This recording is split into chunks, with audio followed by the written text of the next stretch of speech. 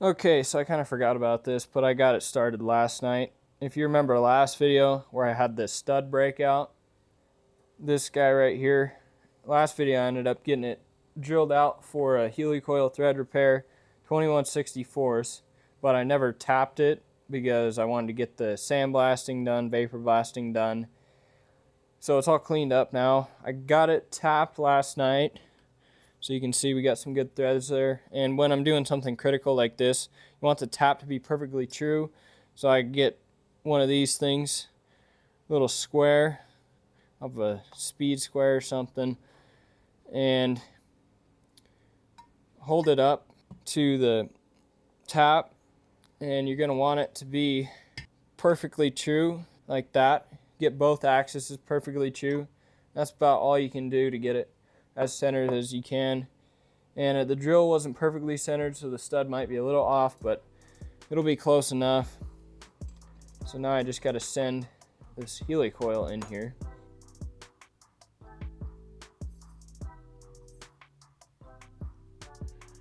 Grab a little tool to turn that.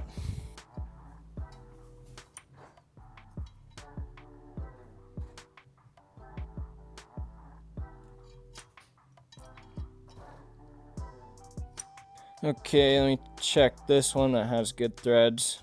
Looks like the beginning thread depth is 359 thousandths, 360. I am at 277, so I need to go in probably another turn or so. So I don't know if you guys can see, but that shiny thing in there is the thread repair. I just got to break the little tab off at the end and try and get it out.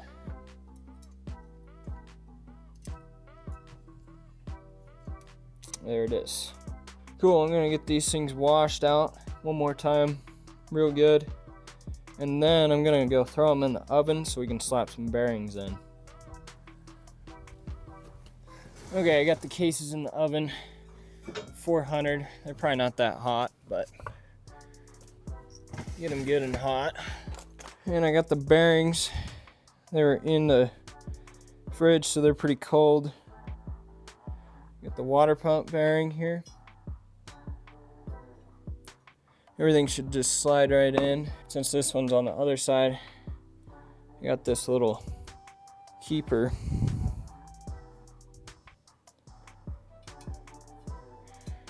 Just a scrap bracket washer and a little M6 bolt. Then I'll hold this bearing in when I flip this case over.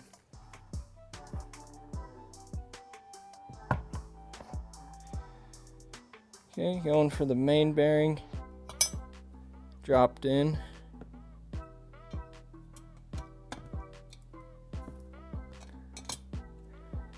Main shaft bearing.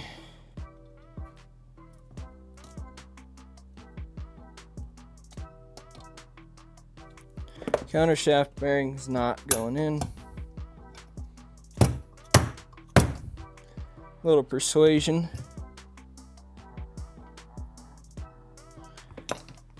Shift drum bearing. Okay, everything's in. This case is done. Grab the other one out of the oven real quick. Okay, so this other case, little different game plan. I got this little bearing for the clutch. I'm gonna try and get this one in first if I can, but it's not gonna want to go because it's small and it's gonna want to get kicked over. But hopefully I can at least get a good start. That's all the start it's gonna give me.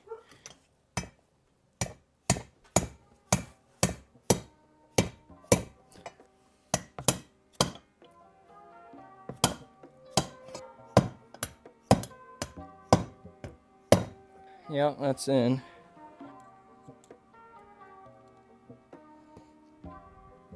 And I did grab some new main bearings for this thing. Got them off of eBay.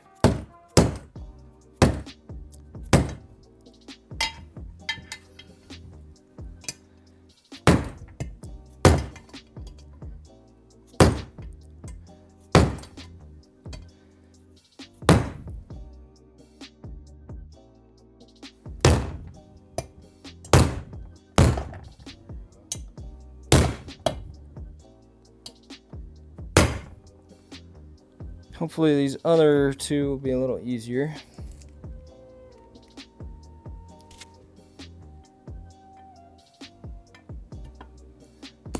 Or not.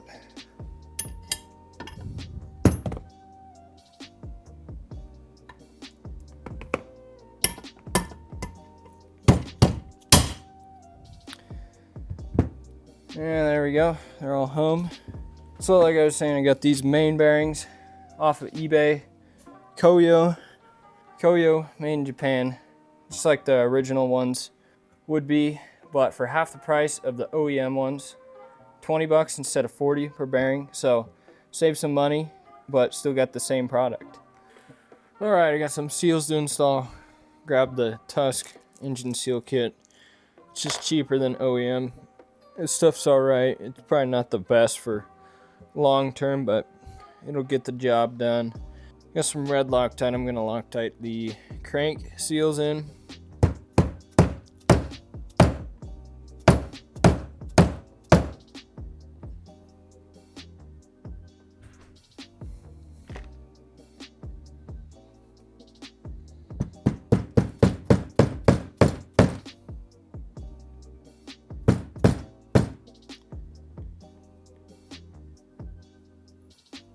Okay, this case is done.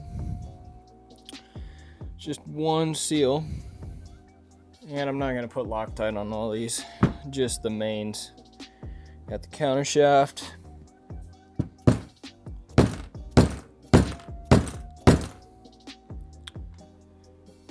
Right here. And we've got the clutch shaft.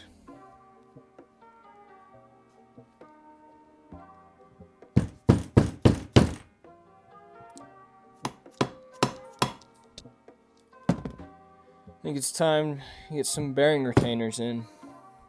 You know, on this side, we got red Loctite on all this stuff. One right here, and one right here. 8 mils right here.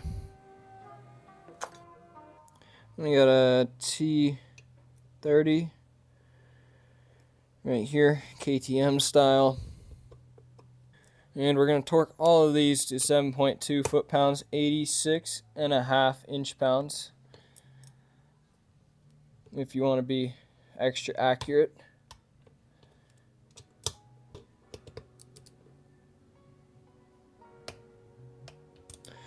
Okay, that's that. In this case, we just got two. One right here, one right here.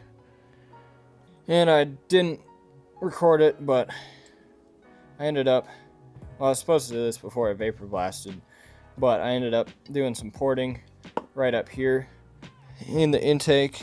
Just smoothed that out. There's a little casting line right there. Took off a little bit of material and polished it up. A little bit of porting, a little bit of polishing. Not sure how much it improves flow, but it looks better. And that's about it. Might make more horsepower on a good day, but probably not.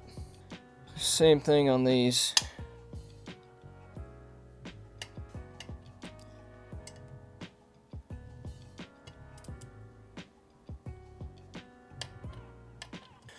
Okay, so I just verified real quick that it sits right there.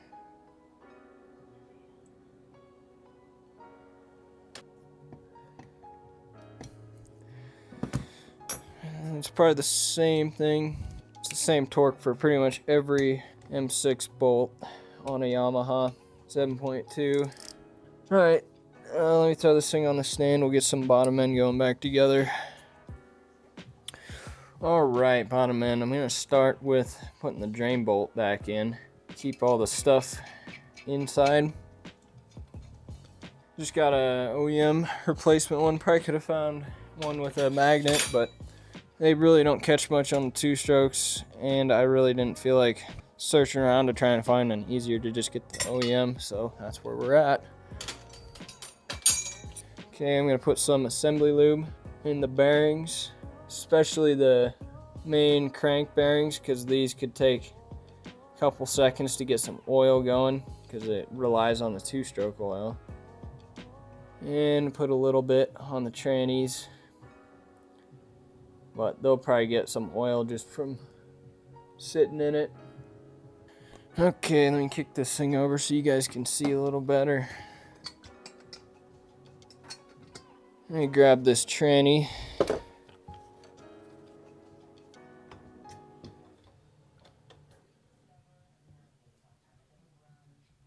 Hey, main shaft's going. Kind of got to sneak some of this stuff in. Really only got to hold the counter shaft because first gear isn't clipped to the shaft. Looks like they're fully in. Alright, we've got the main shaft, center.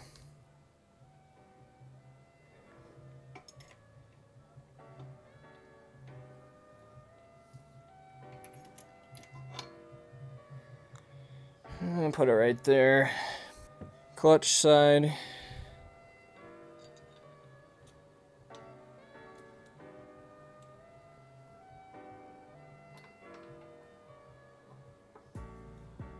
And we got the left flywheel side, counter shaft. This is the easiest one.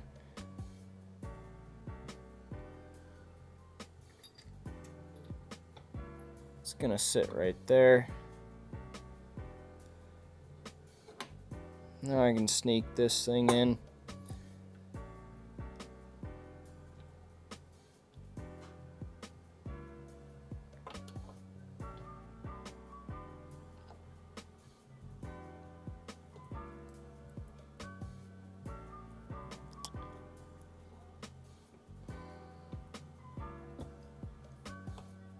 Okay, that one's in there.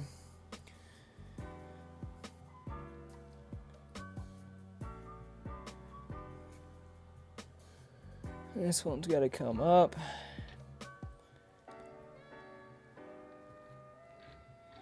And we're spinning now. If I do this right, I'll be able to find neutral eventually.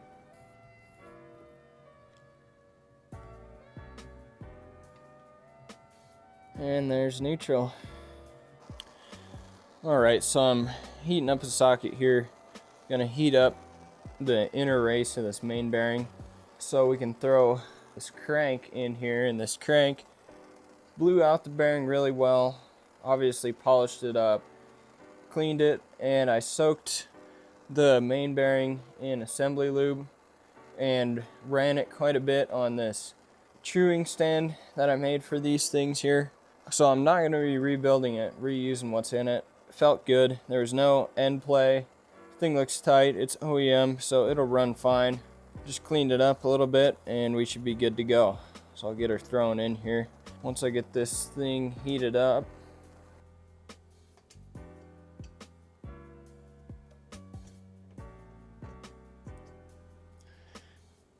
well, I got that socket in there. Put a little bit of this Race Tech seal grease in the seal. Alright, that should do it.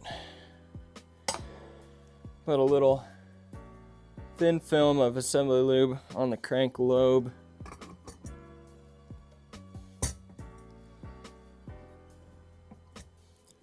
Hopefully I don't have to pull it in. Okay, crank's in. I'm just gonna verify. I'm gonna make sure that that thing is fully in. I'm gonna pull it a little bit, but I think it's in.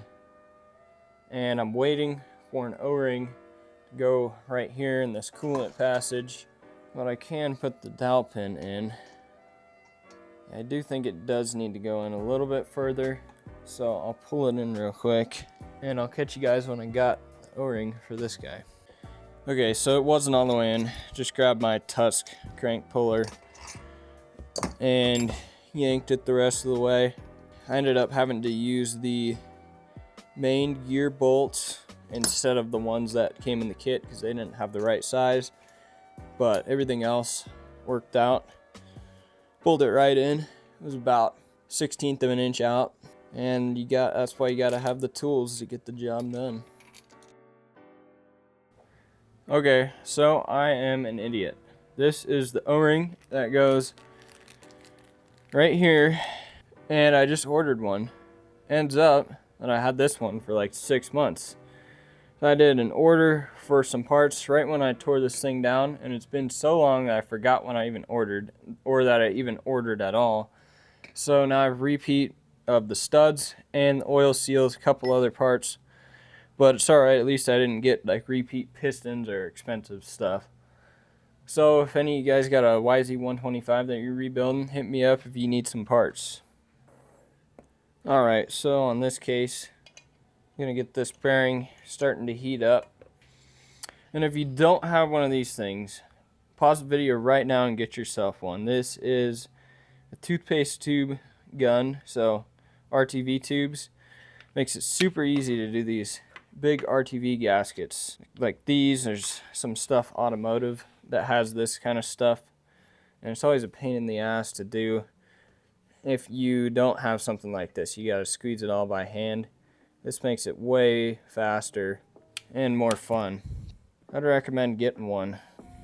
So I'm going to lay all this RTV out. I always go all the way around the bolt holes so they don't get water in them. I'm just using Permatex Ultra Black.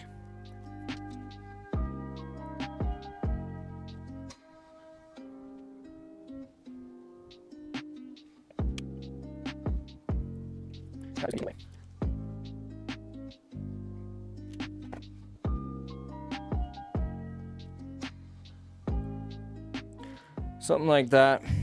Lay out the glue. Just needs a little more back here. And then you're gonna come back just by hand, smooth it out a little bit. Take some of the excess off.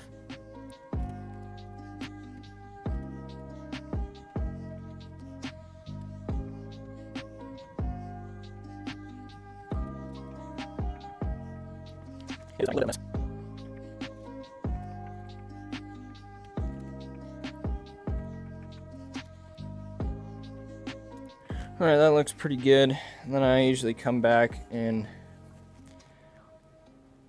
good wipe around the inside of the crankcase. And the outside you can get pretty easy once you get the halves together. But ultimately, when the cases come together, you're going to have a little bit of squish on either side. And there's not much you can do about it. Like in the crankcase area right here, there's going to be a little bit that might get scraped off by the gears, but just do your best to mitigate that. Alright, I think that's looking pretty good.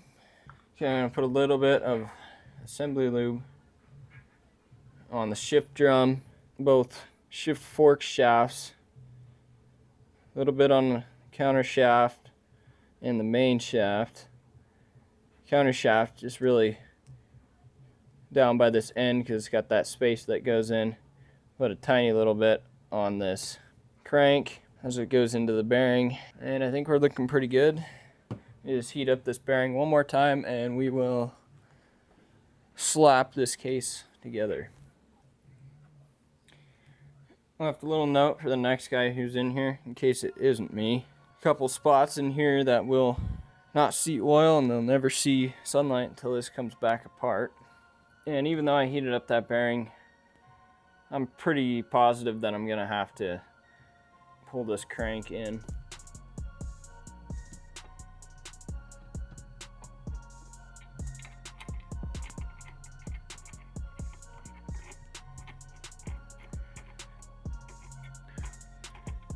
The only crankcase that went back together without needing this tool that I've done so far is 2014 KTM 500 EXC. That thing, for some reason, went right back together without the tool.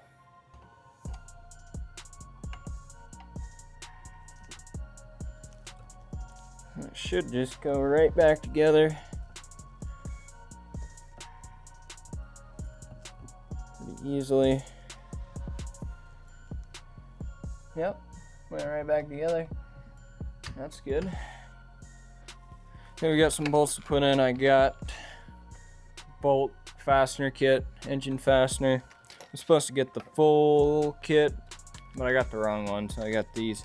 Crankcase, and then we got more crankcase. Kind of just got to put all these bolts in, find where they go, and if you do it right, they should all be about the same length. once they're put in before you tighten them down.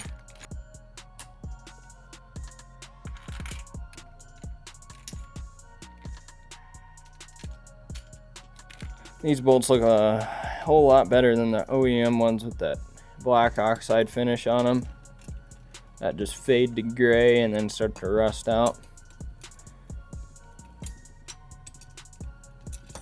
And snug all these things down and torque them to 7.2. I think I'll do like a 4 foot-pound one at first.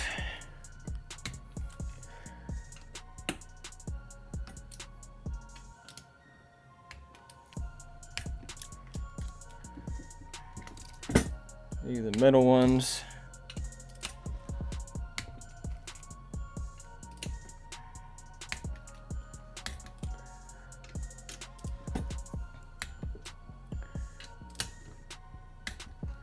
I always like to come back and go just in a regular pattern. Just go around, make sure they're all good, make sure I didn't miss any. And now I'm gonna go around and wipe all the RTV before it dries, make everything look super clean.